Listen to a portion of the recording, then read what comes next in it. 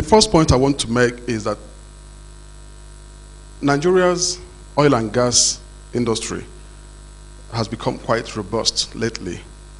And one of the things I would like to suggest is that you have so many maturing fields, and also you have dwindling participation in the onshore and shallow areas.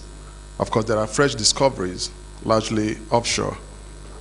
Now, activities in the deep offshore, in my view, excludes the indigenous companies for obvious reasons. One, the wells and subsurface issues, the platform construction, the drilling equipment and seismic. Those are spheres that are beyond our current capacities. Now, it is also important to note the point that there's growing environmental challenges. But overall, the industry is not different from what you have globally, which is to say that it is international.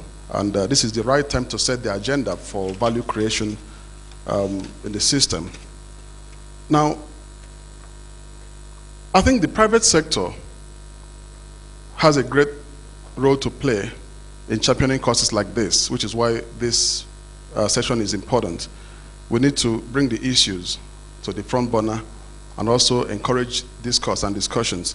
Having said that, government still has the greatest stake and interest in the oil and gas industry, and therefore must drive value creation and opportunities that arise therein.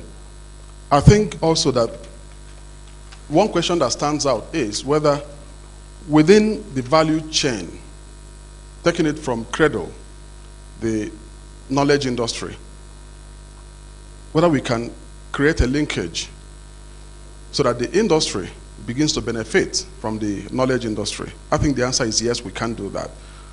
And Paul made reference to that in his presentation, Paul Caldwell. Research and experimentation are foundation of success in the industry, but how ready are we?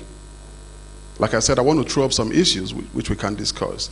Apart from the PTI in Warri, there are just a few other universities and higher institutions that are focused in development of the human feedstock that will now be thrown into the pool for the benefit of the industry. It is not in getting the practitioners to be attached to universities. The fundamental issue is how are these schools funded? And I think we must begin to look at that. My view is that the IOCs, indeed the oil companies, can provide grants so that we can reduce dependence on foreign labor and obviously reduce the incidence of importing labor. This causes a drain in the foreign exchange also stock.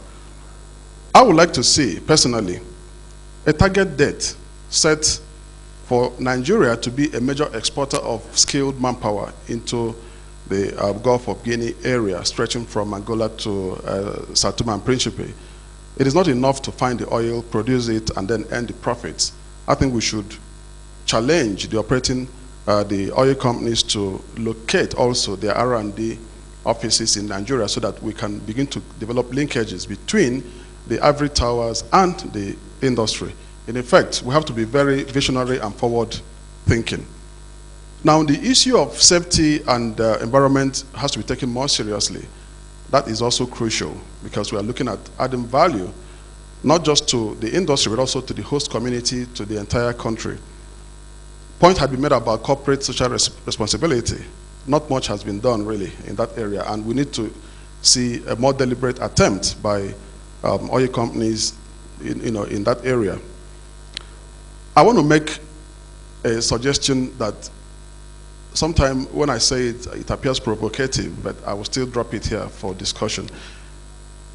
There has to be a deliberate attempt at transferring matured and maturing producing assets to indigenous companies as a basis for eliciting support by the banks.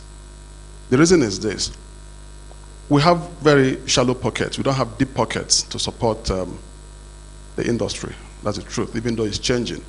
And the point has been made that it is because of the risks and uncertainties.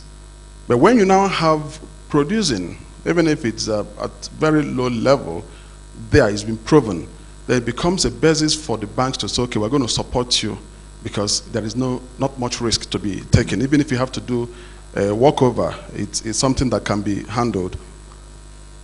I also want to talk about guaranteed operations or profit optimization, if you will, particularly to the service providers. I think we need to establish and implement mechanisms that compensate price movements. There are contracts that still are not variable. You cannot vary it, and it becomes a problem for the banking industry to support.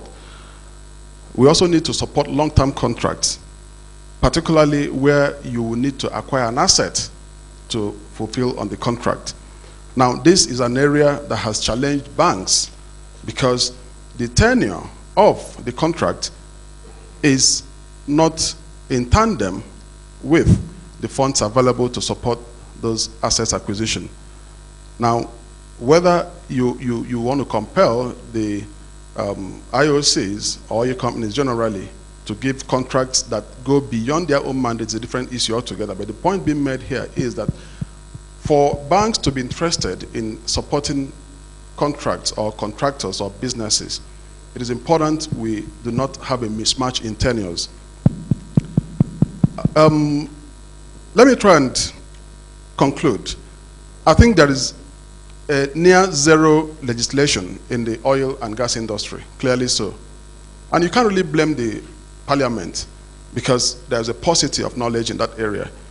One would want to advocate greater interaction between the MPs and the oil and gas industry so that we can begin to articulate policies and laws that would govern our operations. The reality is that there is a march towards rule of law, and unless we codify the things we decide on today and going forward, it will be difficult to implement. I also think that, yes, we have the APR, but it is important we have subgroups, working groups, so that instead of waiting for every 6 months we gather again or every year we gather, we can begin to add value by having those work groups do monthly meetings, quarterly meetings, and then send signals to the industry that, yes, this is an opportunity to articulate policies. I would skip the issue of banking, but let me just say two things. One, that the banking industry is only an enabler of business. Only an enabler of business. And it is highly regulated. And therefore, even as we expect questions to come as to why banks are not supporting the industry, that has to be borne in mind.